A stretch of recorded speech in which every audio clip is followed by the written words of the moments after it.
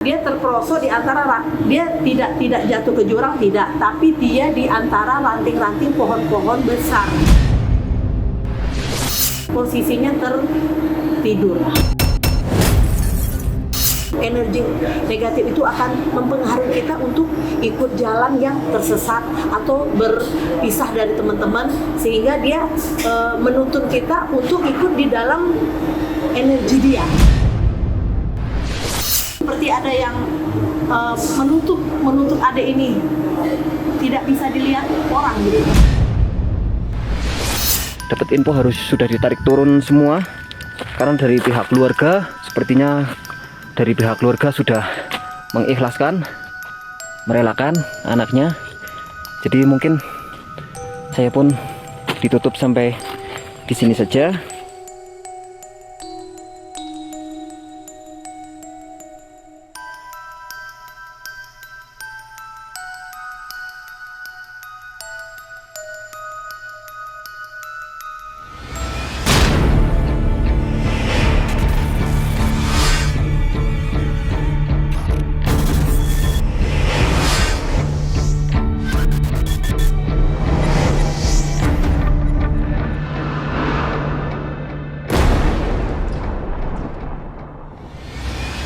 Saya Ratu Selendra.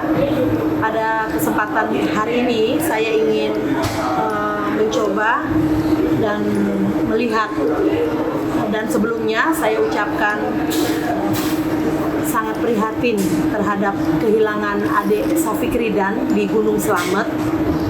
Dan saya ingin mencoba teman-teman melihat secara spiritual keadaan di sana, dan juga kita lihat dengan tarot apa yang terjadi sampai saat ini. Adik Ananda Sofik Ridan belum ditemukan.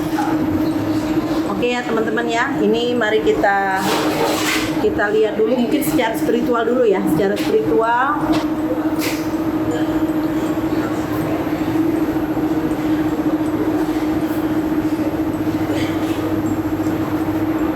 Ya, di sini saya udah mulai agak merinding ya. Jadi sebelumnya sangat prihatin yang sangat dalam atas kehilangan adik Ridan di sana, karena sudah sekitar hampir berapa belas hari ya belum diketemukan oleh tim SAR.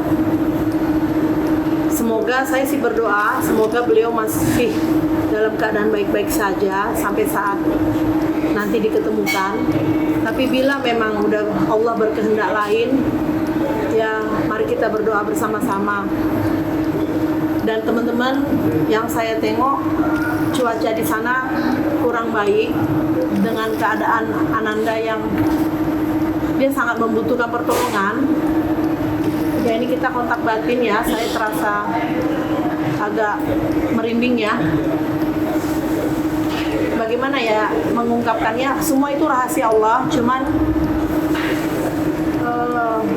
tipis kemungkinan untuk bisa lanjut menemukan adik. Faktor apa sih Bun yang menyebabkan Sofik Ridan ini tidak bisa diketemukan Bun? Aduh,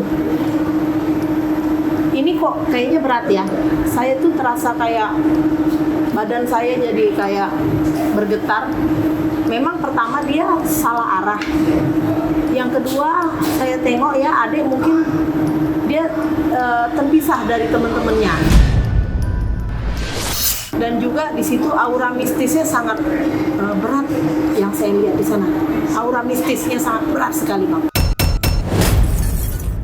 Jadi kayak ada yang senang ya dengan keberadaan adik di sana.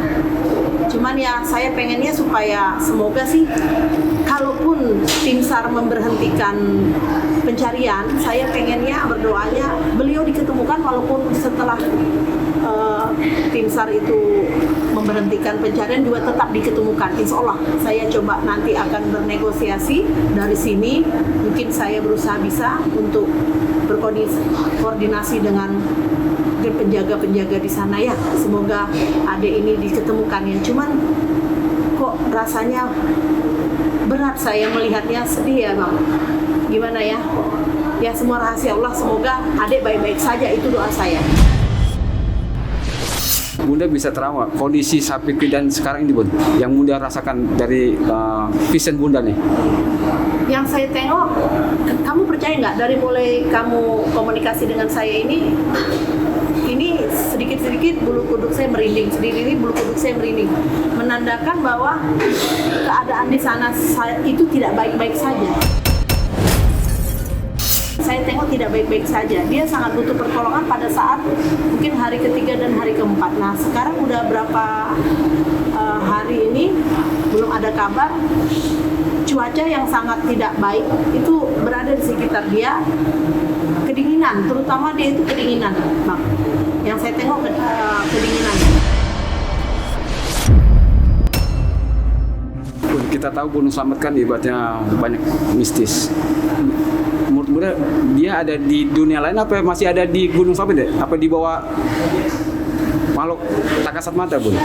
Yang saya lihat sekarang posisi Ade itu dia berada tetap di Gunung Selamat, tapi dengan pencarian itu seperti kayak beberapa orang itu tertutup, Bang. Tapi insya Allah kalau memang saya dikehendaki, saya ingin membantu, saya ingin mendoakan agar dia diketemukan, Bang. Jadi supaya terlihat gitu.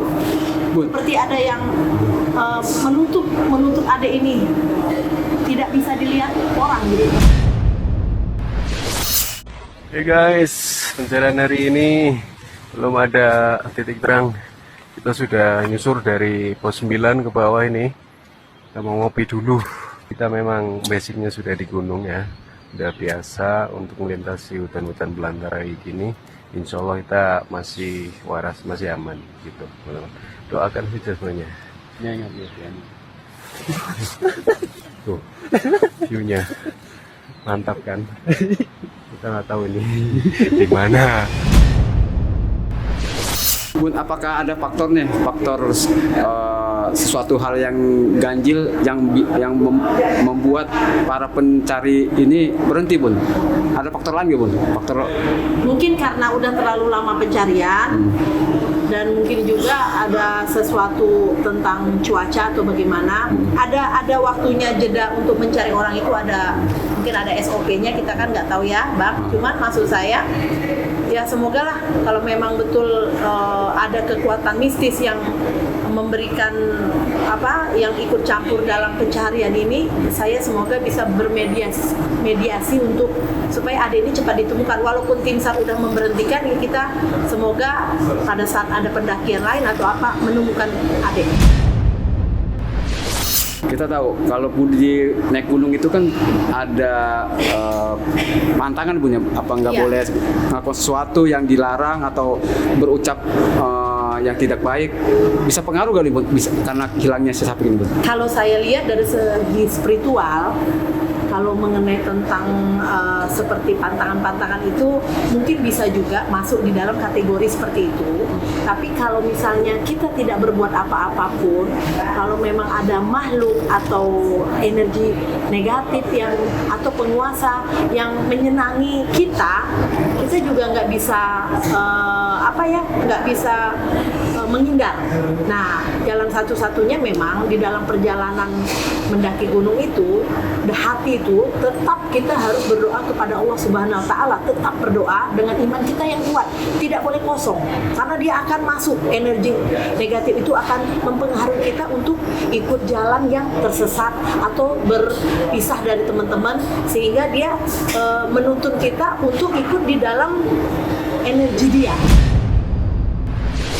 Berarti benar, Bun, ya? Yang orang katakan mitos di Gunung Slamet itu benar-benar gunung yang angker. Saya memang lihat angker sekali, karena pada saat wawancara dari awal sampai sekarang tiba-tiba bulu kuduk saya merinding, apalagi melihat situasi Ade di sana. Saya nggak bisa banyak berkata-kata ya, Bang. Insya Allah kalau memang Allah menghendaki, saya coba nanti bermediasi supaya Ade tetap ditemukan walaupun pencaharian dihentikan. Cuman memang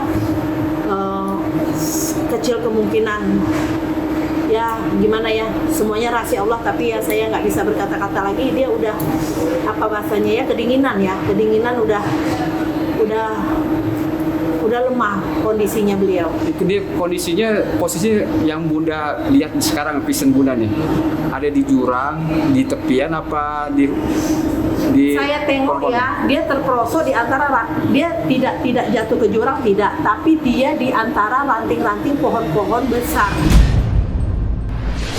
Posisinya tertidur. Yang saya lihat ya, maaf ya. Coba kita tengok dengan penerangan ilmu tarot ya. Siapa namanya? Safik ya. Ya ini hanya kita melihat ya teman-teman ya.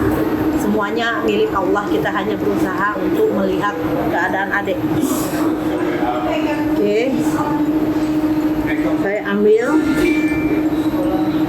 satu lagi. Oke, di sini ada memang semuanya berdoa kepada Allah Subhanahu wa Ta'ala. Kita kembali kepada Tuhan karena semuanya ada rahasia ilahi. Kemudian di sini disebutkan ada tanah liar di antara yang saya tadi bilang pohon-pohonan sama ranting-ranting. Dia di sana tertidur ya, sudah tidak kuat lagi, mungkin karena capek atau apa ya, dehidrasi atau apa.